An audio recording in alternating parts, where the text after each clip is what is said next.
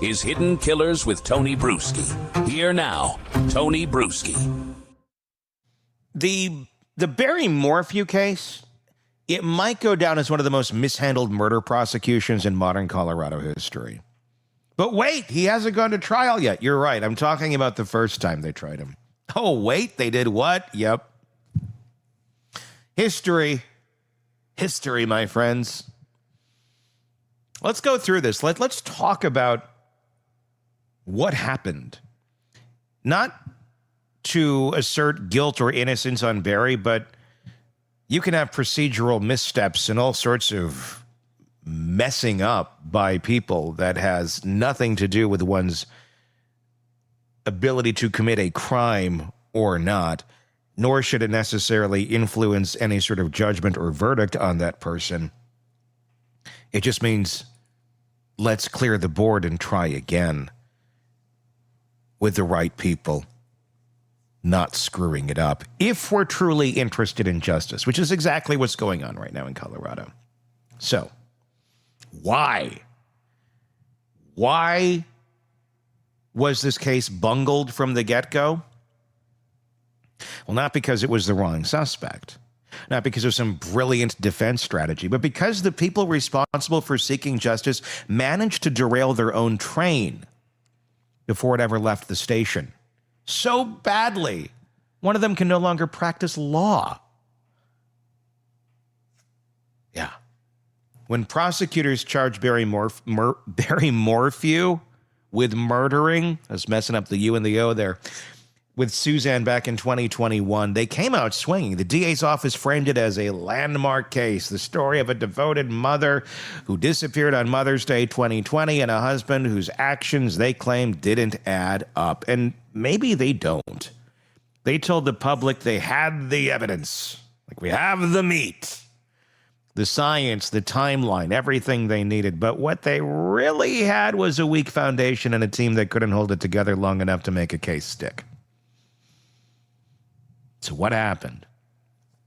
Well, the first prosecution didn't just fall apart, it imploded. Slowly, painfully, publicly. What began as a story of a missing wife quickly became a story about a system that couldn't get out of its own way. Prosecutors botched discovery deadlines, lost control of their own experts, withheld critical information, and fought with the defense and the court like it was a street brawl. When the dust settled, they didn't just lose the case, they lost their credibility. One of them lost their law license. Linda Stanley remember that name? Linda Stanley? Remember it because in the long list of ways this case went wrong, her leadership, or lack thereof, might be the most consequential. Stanley was the elected district attorney for Colorado's 11th Judicial District. She ran on a tough-on-crime platform, promising accountability and transparency. But when she had one of the highest-profile murder cases in the state sitting on her desk, she proved unprepared for the scrutiny, the workload, and the procedural precision that a case like this actually demands. When the prosecutors went after Barry Morphew, they needed to prove beyond a reasonable doubt that he intentionally killed his wife even without a body, a murder weapon, or a clear motive. That was already a near impossible climb. What they didn't need to do was sabotage themselves before the jury ever heard a word. But that's exactly what happened. The discovery process became a fiasco. The court's orders for disclosures went ignored or half complied with. Expert witnesses key to establishing timelines and forensic evidence were never properly notified or documented. Defense attorneys complained that the state was playing games, dropping critical materials at the 11th hour. And the judge agreed. Eventually, the court struck multiple experts from testifying, not because their science was wrong, but because the prosecution had failed to follow the most basic procedural rules in existence. In the world of criminal law, that's like getting disqualified from a race because you forgot to put your shoes on. The defense called it trial by ambush. The judge called it a pattern of neglect. And when you get a judge saying that in open court, it's not just a bad day, it's a legal death sentence. As if that wasn't enough, The lead deputy DA, Jeffrey Lindsay, resigned. He saw what was happening. He cited a lack of direction, no leadership, and internal dysfunction that made it impossible to do his job. He walked out before the whole thing collapsed. With him gone, the office spiraled. Leadership became a game of musical chairs. Nobody knew who was actually in charge. Some prosecutors tried to fix the mess. Others doubled down on bad habits. Meanwhile, Linda Stanley made matters worse. She started giving interviews. She made public comments about the case, comments that directly violated ethical rules for prosecutors, statements that could taint a jury pool, statements that sounded less like justice and more like political theater. At one point, she reportedly instructed staff to investigate the sitting judge overseeing the case based on rumors and personal grievances. Think about that allegation. Instead of focusing on building a case against the man accused of murder, the DA was turning her own office into a weapon against the judiciary. That's not justice, that's ego in uniform. And underneath it all sat one of the most damaging revelations of the entire saga: DNA. In Suzanne Morphew's SUV, investigators found male DNA that didn't match Barry Morphew. It matched profiles from other unsolved sexual assaults around the country, though. That's the kind of evidence that can completely alter a narrative. It doesn't clear Barry, but it introduces reasonable doubt, the very thing prosecutors must erase, not create. The problem: DNA wasn't disclosed properly. It was late, incomplete, and mishandled. The defense accused the state of hiding it. The court called it a failure of disclosure. Either way, it was a massive breach of the prosecution's duty to be transparent. When the government hides or mishandles evidence, even by accident, it doesn't just weaken the case, it poisons it. And by spring of 2022, the prosecution's credibility, it was beyond repair. The defense filed motion after motion detailing the state's misconduct. The judge sanctioned them, blocked their experts, and made clear that he'd had enough. The case was scheduled to go to trial in May. It never made it. In April of 2022, the state dismissed the charges without prejudice, citing ongoing investigation and the need to continue searching for Suzanne's remains. They blamed weather delays, terrain, and logistics, but everyone knew that was spin. This wasn't about weather. It was about a team that had lost control of its own case. And it was embarrassing. And it was deserved. In the aftermath, Linda Stanley didn't just lose her reputation. She lost her career. The Colorado Supreme Court disbarred her, detailing her misconduct in scathing clinical language. She'd violated discovery rules, made public comments about ongoing cases, and directed her office to pursue personal vendettas. The opinion didn't mince words. It was a public indictment of how far from professionalism her office had drifted. She became a cautionary tale, a name that law schools now bring up when teaching what not to do in a prosecution. The fallout spread beyond her. The entire DA's office was viewed with suspicion. Every case she'd touched came under review. And that brings us to now, because Barry Morphew is once again facing murder charges, this time under new leadership, with new evidence, and with his wife's remains finally found. On paper, that should give the state a clearer runway. But the truth is, the damage from 2021 and 2022 doesn't just fade with a new indictment. It lingers. Because you have to let it linger. You have to let it linger. Every motion the new prosecutors file will be read through the lens of what came before. Every defense argument about fairness, transparency, or misconduct will hit harder because of the history behind it. The ghost of Linda Stanley is going to haunt this trial from the first gavel strike. Even if this new team is competent, even if they've got the goods this time, the burden isn't just to prove Barry Morphew guilty. It's to prove the state itself can still be trusted. That's a harder fight than most people realize, because once a court loses faith in your integrity, Everything you say sounds suspect. The defense will weaponize every past mistake. You said you had DNA before. You said you had a timeline before. You said you had your act together before. The state is essentially trying to resurrect a case from the ashes of its own misconduct. And no amount of new evidence can completely erase that stigma. And it matters, because this case is more than a whodunit. It's a referendum on competence, accountability, and humility. It's about whether the criminal justice system can acknowledge its own failures and still deliver justice. The irony here is brutal. If Barry Morphew really did kill his wife, the state's first botched prosecution might have been the greatest gift he could have ever received. They didn't just hand him procedural errors. They handed him reasonable doubt wrapped in official misconduct. They handed him an argument that the system itself can't be trusted.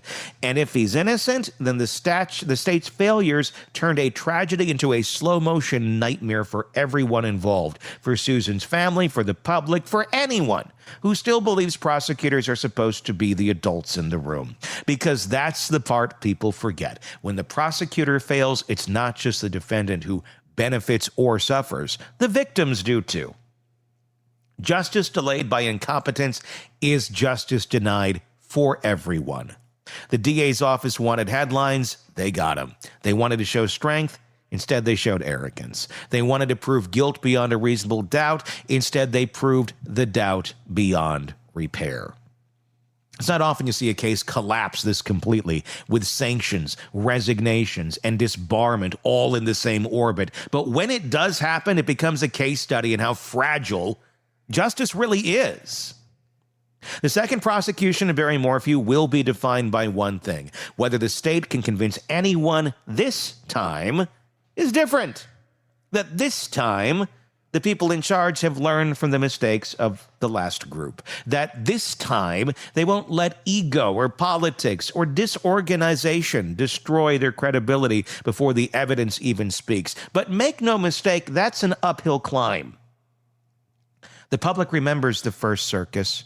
They remember the headlines about the DA being investigated, the experts being tossed out, and the DNA surprises, the case collapsing.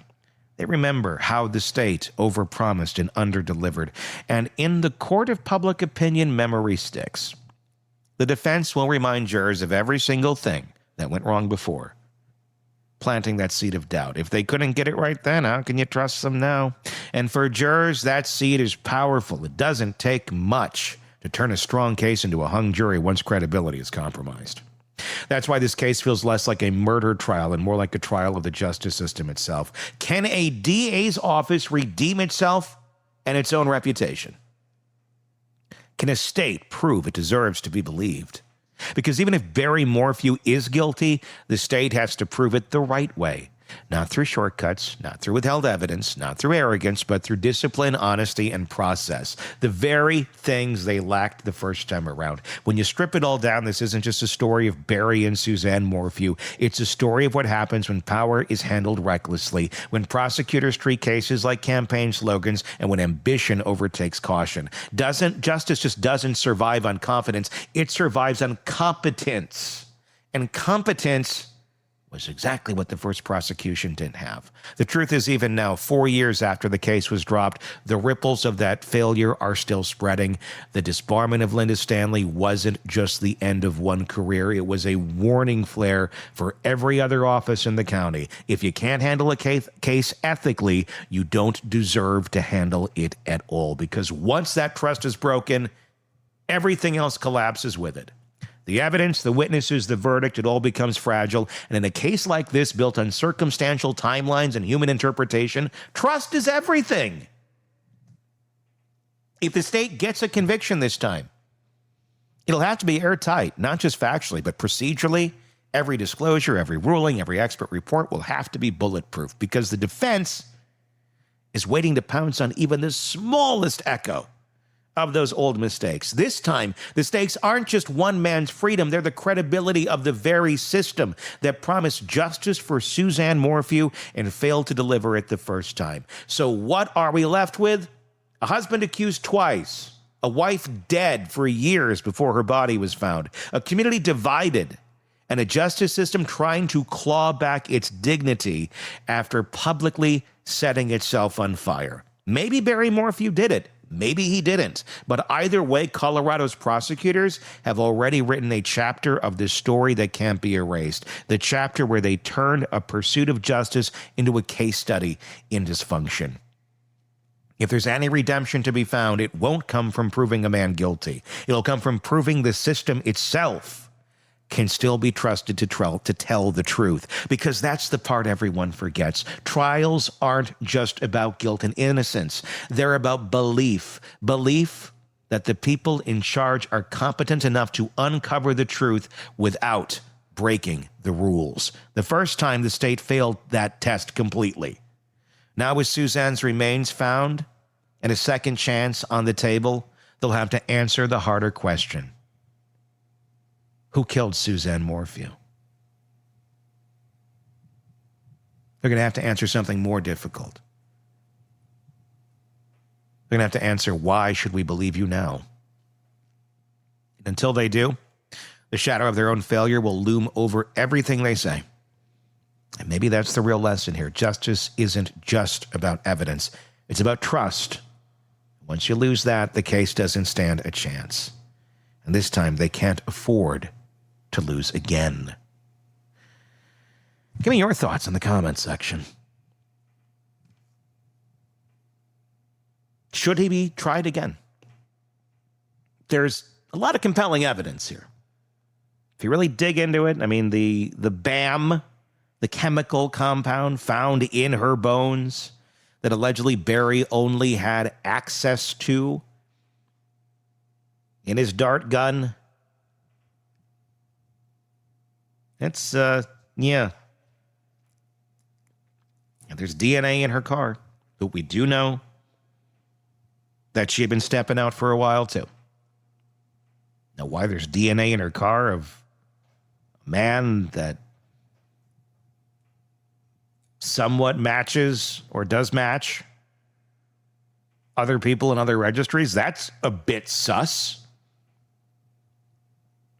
It's a lot of questions in this case. I'm curious to hear where you stand on it right now. I want to hear all the evidence in court. He's an easy one to look at and go, you did this. I don't know. I want to hear the evidence. His daughters still, by the way, stand by him. Doesn't make that unique.